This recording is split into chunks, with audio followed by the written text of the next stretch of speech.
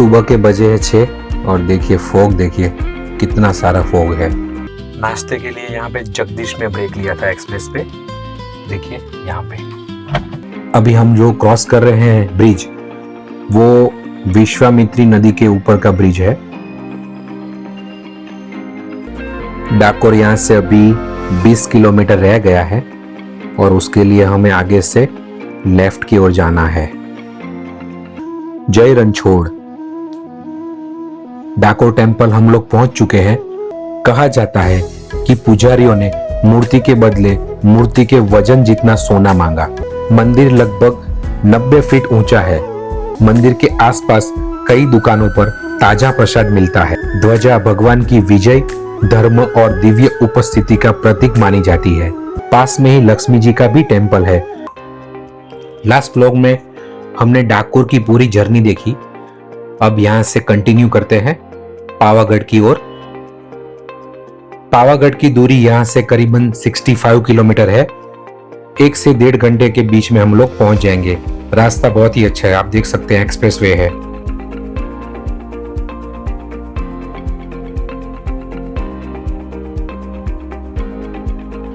अपने पास annual toll पास है, उसकी वजह से अभी यहाँ पे अपना टोल नहीं लगेगा।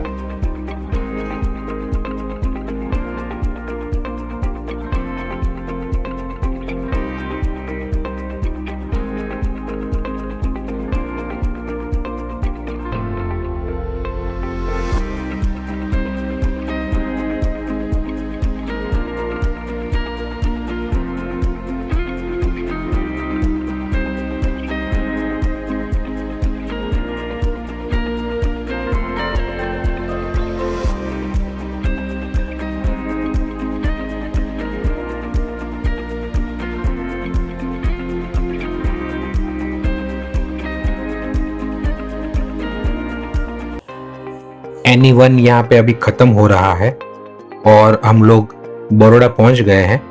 और अभी यहाँ से जो हालोल कालोल वाला जो रोड है वो हम लोग लेंगे।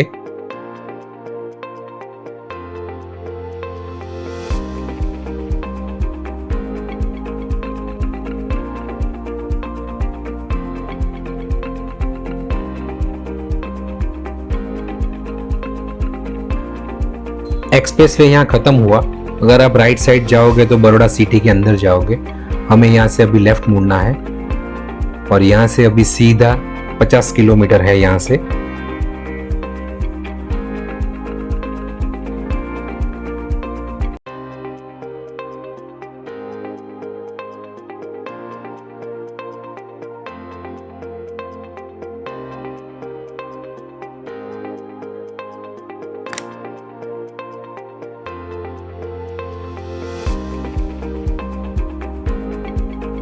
વડોદરા હાલોલ રોડ પર આપનું હાર્દિક સ્વાગત છે।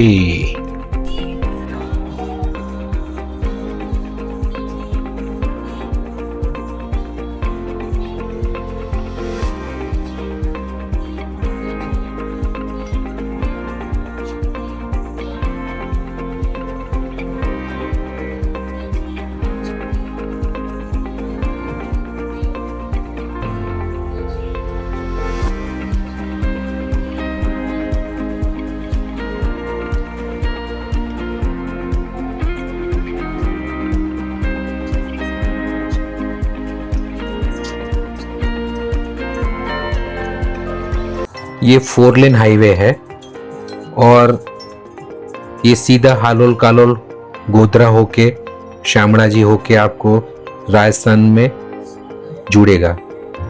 और रोड की जो कंडीशन है वो भी बहुत ही अच्छी है।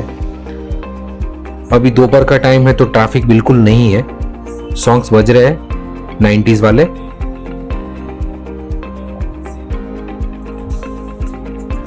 पावागढ़ आने की अगर बात करें तो बड़ौदा से उसकी दूरी 50 किलोमीटर है।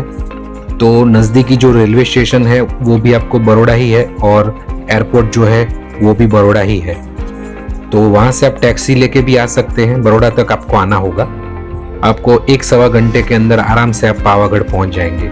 अगर ठहरने की व्यवस्था के बारे में बात करें तो पावागढ़ के अंदर भी आपको धर्मशाला वगैरह मिल जाएगा, होटल्स भी है। और अगर आप बड़ौदा रहना चाहते हैं तो भी आप रह सकते हैं। सीजन की बात करें तो जुलाई से फरवरी का टाइम सबसे बेस्ट रहता है।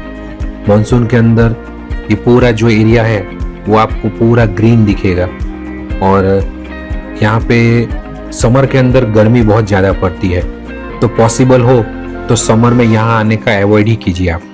विंटर में भी आप आओगे तो मज़ा आएगा, ठंड का माहौल रहता है, चढ़ने में भी आसानी रहती है, और वहाँ पे सीढ़ियाँ भी है चढ़ने के लिए, और साथ में उड़न खटोला की भी व्यवस्था है गवर्नमेंट की ओर से।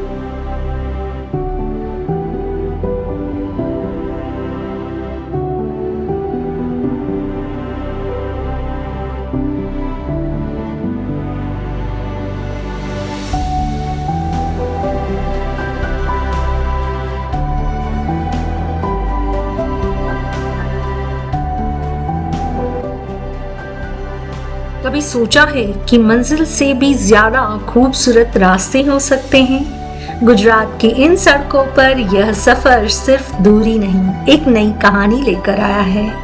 हर किलोमीटर के साथ शहर पीछे छूटता गया और सुकून करीब आता गया। रोड ट्रिप सिर्फ सफर नहीं, यादों का चलता फिरता खजाना है। गूगल में रास्ता दिखा रहा था, लेकिन दिल मंजिल चुन रहा था। सड़कें बदलती रही, लेकिन मुस्कुराहट नहीं बदली। कभी छोटे छोटे गांव, कभी लहलहाते खेत, यही है असली गुजरात। सूरत से निकले थे सफर का मजा लेते हुए। डाकोर दर्शन के बाद डाकोर की दिव्यता को पीछे छोड़ अब हम आगे बढ़ रहे हैं पावागढ़ की ओर। सामने खुला हाईवे, दोनों तरफ हरियाली, दिल में अगले पड़ाव का इंतजार।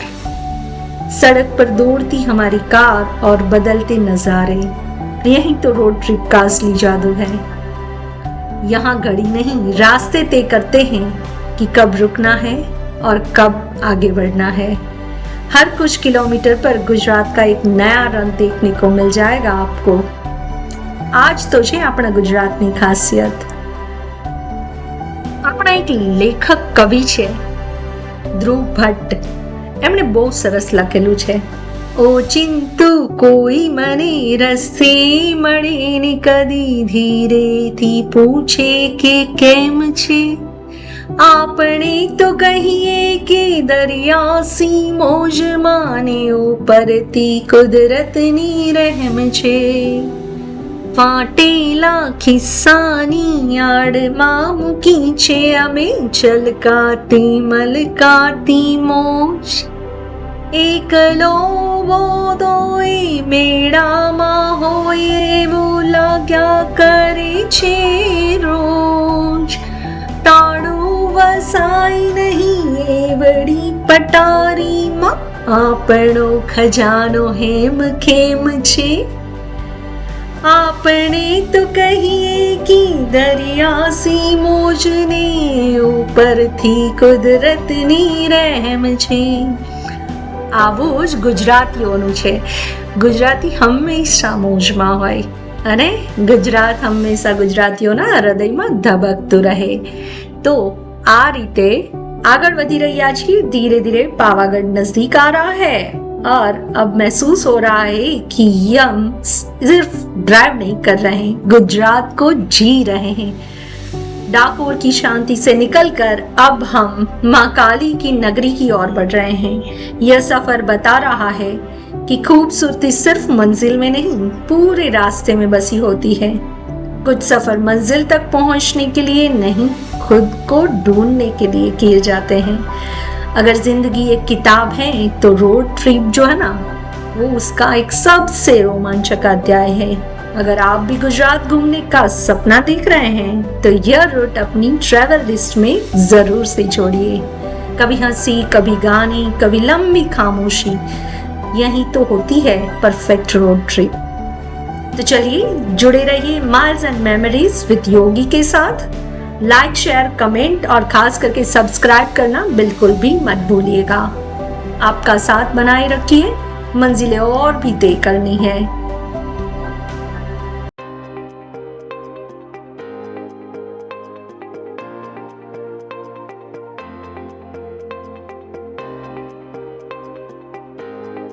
पावागढ़ हम लोग पहुंच चुके हैं और ये सामने आप गेट देख रहे हैं, वो कितना पुराना गेट है। एकदम छोटा रास्ता है। सामने से अगर आपकी गाड़ी आ रही है तो आपको एक साइड का जो ट्रैफिक है वो स्टॉप हो जाएगा।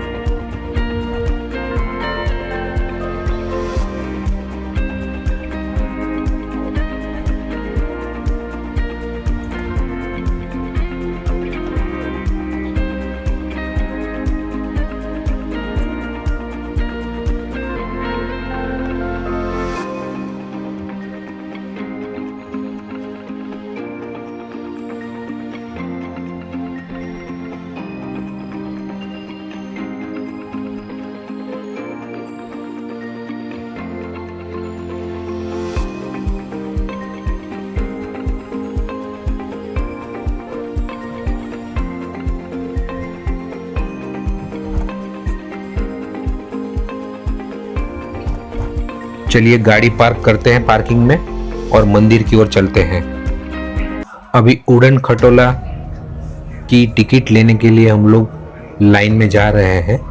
यहाँ पे जो टिकट का रेट है वो एडल्ट का है 150 रुपीज़ और चिल्ड्रन का है 80 रुपीज़।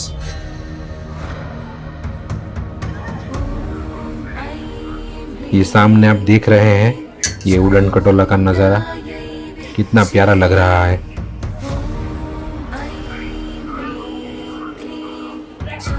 अभी दोपहर की वजह से ज़्यादा भीड़ नहीं है, लेकिन आधा पौना घंटा तो आपको लाइन में लगना ही पड़ेगा।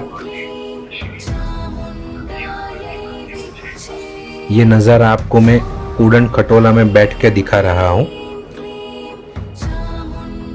ज़्यादा से ज़्यादा 5 से 7 मिनट लगते हैं नीचे से ऊपर जाने में। पहाड़ी पर पहुंचने के लिए आप रोपवे का आनंद ले सकते हैं, जो कुछ ही मिनटों में आपको ऊपर ले जाता है। लेकिन यात्रा यहीं खत्म नहीं होती। रोपवे से उतरने के बाद भी लगभग 250 सीढ़ियां चढ़नी पड़ती है। जैसे जैसे आप ऊपर बढ़ते हैं, जय मां काली के जयकारों और भक्तों की श्रद्धा इस सफर को और भी खास बना देते हैं। इस पहाड़ी की चोटी पर विराजमान है मां महाकाली। यह मंदिर देश के प्रमुख शक्तिपीठों में से एक माना जाता है। हर दिन हजारों श्रद्धालु यहाँ माता के दर्शन के लिए आते हैं और नवरात्रि के दौरान तो यहाँ आस्था का अद्भुत सागर उमड़ पड़ता है। जय मां काली। आप भी दर्शन कीजिए मां काली के। मान्यता है कि कालिका माता मंदिर पावागढ़ भारत के प्रमुख शक्तिपीठों में से एक माना जाता है। मान्यता है कि माता सती के शरीर का एक अंग यहाँ भी गिरा था, इसलिए यह स्थान अत्यंत पवित्र माना जाता है। हर साल लाखों श्रद्धालु यहाँ दर्शन करने आते हैं। मंदिर का इतिहास लगभग 1000 वर्ष पुराना माना जाता है। 15वीं शताब्दी में इस क्षेत्र पर आक्रमण हुए और मंदिर के शिखर को नुकसान पहुंचा। हालांकि अभी के वर्षों में मंदिर का भव्य पुनर्निर्माण किया गया और शिखर पर फिर से ध्वजा एवं कलश स्थापित किए गए। पावागढ़ मंदिर से नीचे उतरने का मैंने वीडियो नहीं बनाया क्योंकि उड़न खटोला में बहुत लंबी लाइनें थी, तो हम लोग जल्दी जल्दी नीचे उतर गए वॉक करके ही। और अभी हम लोग एक्सप्रेस हाईवे पे हैं और सूरत की दूरी अभी यहाँ से करीबन 90 किलोमीटर है। 1-1.5 घंटे में अभी हम लोग सूरत पहुंच जाएंगे। दर्शन बहुत अच्छे से हुए और दर्शन में हमें करीबन आधा पौना घंटा लाइन में खड़ा रहना पड़ा क्योंकि मंदिर में के अंदर श्रद्धालुओं की भीड़ बहुत ज़्यादा थी, लेकिन किसी भी तरह से हम लोग ने दर्शन बहुत अच्छी से कर लिए। नीचे उतरते वक्त हम लोगों ने भुट्टा, नारियल पानी ऐसा थोड़ा चटर पटर कुछ खा लिया था, तो अभी किसी को भूख नहीं लगी है, तो हम लोग डिनर के लिए अभी गाड़ी कहीं पे भी नहीं रोकेंगे, सीधा सूरत की ओर ही चल रहे हैं।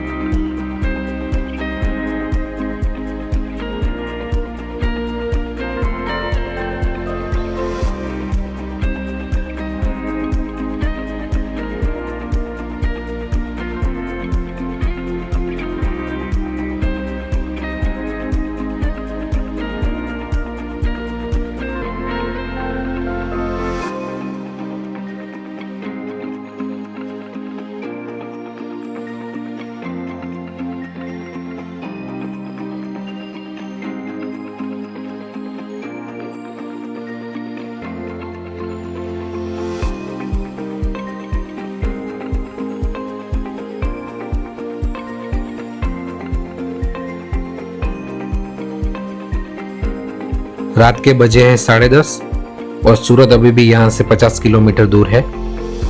आज का ब्लॉग अभी यहीं ख़त्म करते हैं। कमेंट में मुझे ज़रूर बताइए ये ब्लॉग आपको कैसा लगा। अभी जो नया ब्लॉग आएगा वो अपनी नई कार में आएगा। शायद ऐसा भी हो कि मैं उसका एक अलग से ही ब्लॉग बना दूं। चलिए मिलते हैं। जय Shri Krishna and drive safe.